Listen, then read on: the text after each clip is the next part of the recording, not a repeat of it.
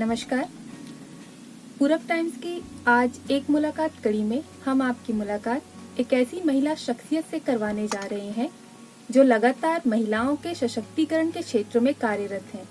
वे शिक्षा के माध्यम से उन्हें आगे बढ़ाने के साथ ही विभिन्न सामाजिक कार्यों के द्वारा समाज को भी जागरूक करने का कार्य कर रही हैं। नमस्कार डॉक्टर किरण बाला पटेल जी, आपका स्वागत है पूरब टाइम्स एक मुलाकात में।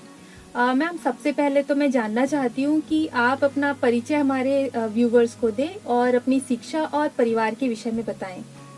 धन्यवाद। मैं पूरब टाइम्स को धन्यवाद कहना चाहूँगी जिन्होंने आज मुझे यहाँ चुना एक साक्षात्कार के लिए।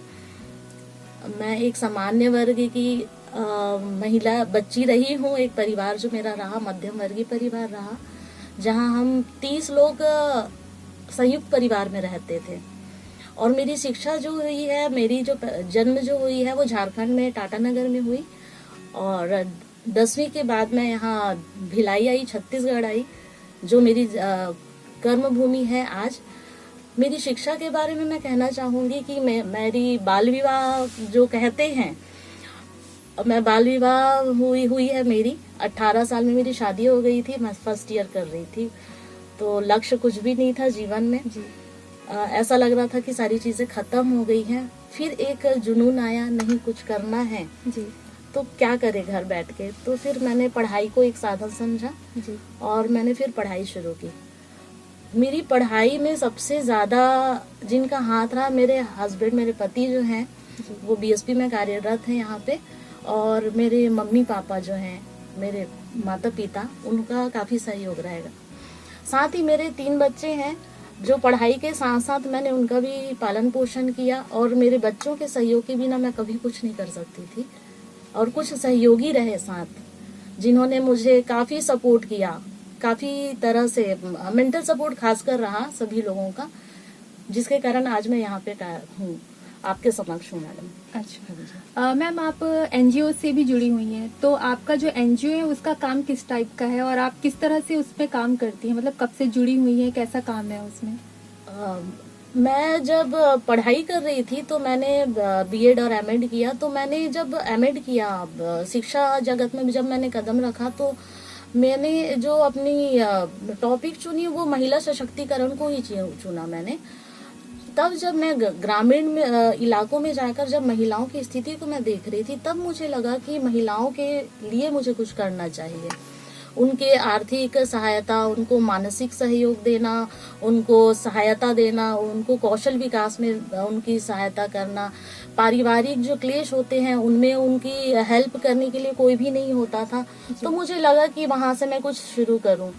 तो जॉब भी मैं कर रही थी, टीचिंग में थी मैं, टीचिंग लाइन में।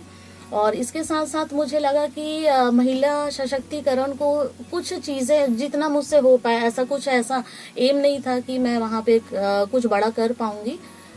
तो मैंने अपने 2015 में मैंने एक संस्था, प्रणाम किरण एजुकेशनल समिति के नाम से मैंने एक संस्था की शुरुआत की, जिसमें मैंने महिला सशक्तिकरण के लिए कौशल विकास पे ज्यादा जोर दिया। साथ ही बच्चों की मानसिक और शैक्षिक गतिविधियों को और अच्छा करने के लिए कैरियर काउंसलिंग की भी क्लासेस मैंने लेने लगी।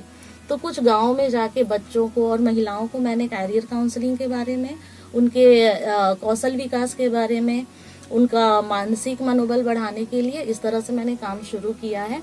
तो अभी वो कार्य प्रगति पे है, बहुत ज्यादा उस पर काम नहीं कर पाई हूँ, लेकिन कोशिश है कि धीरे धीरे उसमें काम कर लूँ। इसके साथ साथ ही मुझे शिक्षा जगत में कुछ लोगों का सहयोग मिला। फिर मैं वहाँ पे श्री अरबिंदो योग एंड नॉलेज फाउंडेशन से जुड़ी, जहाँ पे मैं फाउंडर ट्रस्टी हूँ, जिसमें हम राष्ट्रीय स्तर पे और अंतर्राष्ट्रीय स्तर पे जितने भी शैक्षणिक संस्था हैं, स्कूल्स हैं, उस पे हम काम करने लगे, जिसमें टीचर्स हैं, स्टूडेंट्स हैं, उसके पेरेंट्स हैं, और साथ ही साथ उससे जुड़े जो लोग हैं, जिसको हम चतुर्थ वर्ग श्रेणी में लेते हैं, उनके लिए भी हमने काम को शुरू किया। हमने यहाँ पे ग्रीनरी यानी वातावरण के लिए भी हम कई इंस्टीट्यूट्स पे काम कर रहे हैं, जहाँ पे उनको वर्मी, उनकी विभिन्न प्रकार की खेती, विभिन्न प्रकार के फसल, उसके बारे में भी हम सहयोग करते हैं और उनके जो इंस्टीट्यूट जो संस्था होती है उनको हरियाली के लिए मोटिवेट करते हैं कि कैसे आप अपनी संस्था को शिक्षा जगत के साथ साथ आप हरियाली और काफ़ी अच्छा एक वातावरण प्रदान कर सकें। टीचर्स के लिए भी हम विभिन्न प्रकार के उनके प्रगतिशील कार्यक्रम करते हैं और विद्यार्थियों के लिए भी हमारे प्रोग्राम्स हैं। हमारा मेन जो उद्देश्य है श्री अरबिंदो योग एंड नॉलेज फाउंडेशन का, कि जिस भी संस्था में या जिस भी समाज में आप रह रहे हैं उसको आंतरिक रूप से परिवर्तन, उसके आंतरिक रूप से परिवर्तन लाना। हम उम्मीद लगाते हैं कि 5 से 6 वर्ष में काफी अच्छी एक स्थान हम बना पाएंगे अंतर्राष्ट्रीय रूप में। अच्छा मैम, आपका जो क्षेत्र, आप कार्य क्षेत्र है वो काफी विस्तृत लग रहा है मुझे, काफी बड़ा कार्य क्षेत्र है, तो परेशानियां भी उतनी होती होंगी। हाँ, महिलाओं से संपर्क करने में, बच्चों को आगे बढ़ाने में। जी, तो इनसे कैसे निपटती है? आपका टीम होता है या आप फिर काउंसलिंग के जरिए, क्या परेशानियां किस टाइप की अक्सर सामने आती होंगी? तो ऐसा समस्याएं कहाँ नहीं होती है मैडम, है ना। तो समस्याओं को लेके जब हम आगे बढ़ते हैं तो अभी कुछ काम अच्छा कर पाते हैं। तो हर क्षेत्र में समस्याएं तो है। खुद मैं एक महिला हूँ तो मैं समझ पा रही हूँ कि मैं एक मध्यम वर्गीय महिला हूँ, तो घर भी मुझे संभालना है, समाज को भी देखना है, घर परिवार में होने वाले जितने भी कार्यक्रम उनको भी देखना है, और अलग अलग संस्थाओं में काम कर रही हूँ तो उन संस्थाओं से जुड़ी जो समस्याएं हैं तो वो भी फेस करना पड़ता है।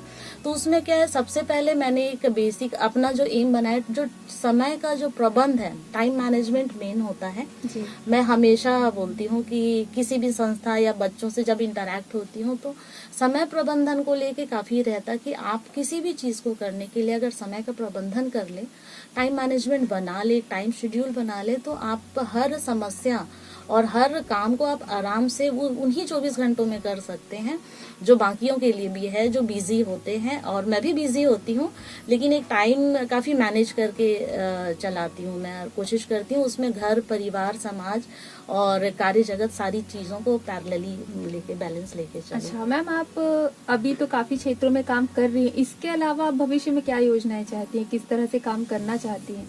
क्योंकि आपका जो कार्य क्षेत्र है वो अभी जो वर्तमान स्थिति है, आप महिलाओं के लिए काम कर रही हैं, आप बच्चों के लिए काम कर रही है, एजुकेशन फील्ड में काम कर रही है, आप काउंसलिंग का काम कर रही है, आप लगभग सभी क्षेत्रों से जुड़ी हुई हैं। तो इसके अलावा क्या आपकी भविष्य में कोई ऐसी योजना है कि आपको किसी और फील्ड में, युवाओं के लिए किसी और फील्ड में काम करना है? युवाओं के लिए तो मैं काफ़ी समय से काम करते आ रही हूँ, क्योंकि मैं शिक्षा जगत में बीएड डिपार्टमेंट पे रही हूँ वहाँ पे।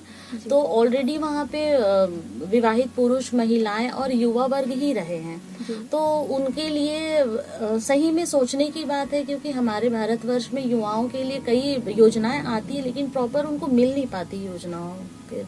तो योजनाओं को बताना, उनको कैसे कार्यान्वित करना है, महिलाओं की जितनी भी और योजनाएं आती है उसको आप कैसे कार्य कर रहे हैं, उन सारी चीज़ों को लेके जागरूक करना मेन उद्देश्य है कि उनको कैसे जागरूक किया जाए जी। तो इसी जागरूकता या फिर काम को लेते हुए शायद कुछ लोगों ने मुझे अभी सनातन धर्म महिला परिषद छत्तीसगढ़ में मुझे अध्यक्ष के रूप में यहाँ पे निर्वाचित किया हुआ है। तो फिलहाल मैं एक और दूसरी जिम्मेदारी में भी आ गई हूँ, जहाँ महिलाओं को लेके मुझे छत्तीसगढ़ समाज में सनातन धर्म का जो उद्देश्य आया है मेरे पास, जहाँ पे मुझे ये कहना है कि आप एक महिला हैं तो आप अपने परिवार और बच्चों और समाज को किस तरह से संस्कार दें, और धर्म परिवर्तन के बारे में या उनसे होने वाली क्या क्या चीज़ें होती हैं वो सारी चीज़ों को आपको बताना है, और अधिक से अधिक महिलाओं को संग्रहित करना है, उनमें संस्कार के बारे में बताना है। वो सारी चीज़ों को एक उद्देश्य मैं मान के चल रही हूँ। और भविष्य में भी मैं चाहती हूँ कि मैं युवाओं के लिए और बच्चों के मानसिक विकास और विकार दोनों चीज़ों के लिए मैं कार्य करना चाहती हूँ। तो कोशिश रहेगी मेरी कि हमारी छत्तीसगढ़ सरकार से कुछ चीज़ें मुझे मिलने की कोशिश हो या फिर दे मुझे, जिससे मैं ये छोटे कार्य करूँ, और खासकर मैं ग्रामीण जो क्षेत्र हैं उस पे ये सारी चीज़ें करना चाहती हूँ। अच्छा मैम, बस ये लास्ट मेरा क्वेश्चन है कि आप अभी के युवाओं को क्या संदेश देना चाहेंगे, जिस तरह से वो डेविएट होते हैं अपने करियर को लेके, अपने फ्यूचर को लेके, बहुत सारी चीजें ऐसी जो जल्दी उन्हें डेविएट कर देती हैं। तो उस पे आप क्या संदेश देना चाहेंगे, बच्चे कैसे फोकस्ड रहे अपने करियर को लेके? मैं आज के वर्तमान के जो युवा वर्ग है उसके लिए ये कहना चाहूँगी, जो समय का प्रबंधन है उसको लेके चले और अपना जो दिनचर्या है एक अनुशासन के साथ रहें। एक लक्ष्य निर्धारित करें कि मुझे करना क्या है, आगे क्या हो सकता है, मुझे क्या करना है, और अपने मन में आने वाली दुविधाओं को अधिक से अधिक लोगों के साथ या जो उनके खास है उनके साथ वो शेयर करें या फिर पहचानने की कोशिश करें कि उनमें क्या परेशानी आ रही है। क्योंकि आज हम देख रहे हैं कि हमारे पास जितने भी युवा है थोड़ा सा डिप्रेशन या थोड़ी सी परेशानी में आत्महत्या जैसे सारी चीज़ों को कर रहे हैं, तो वो एक क्षणिक मात्र का आवेश है जिसको वो करते हैं।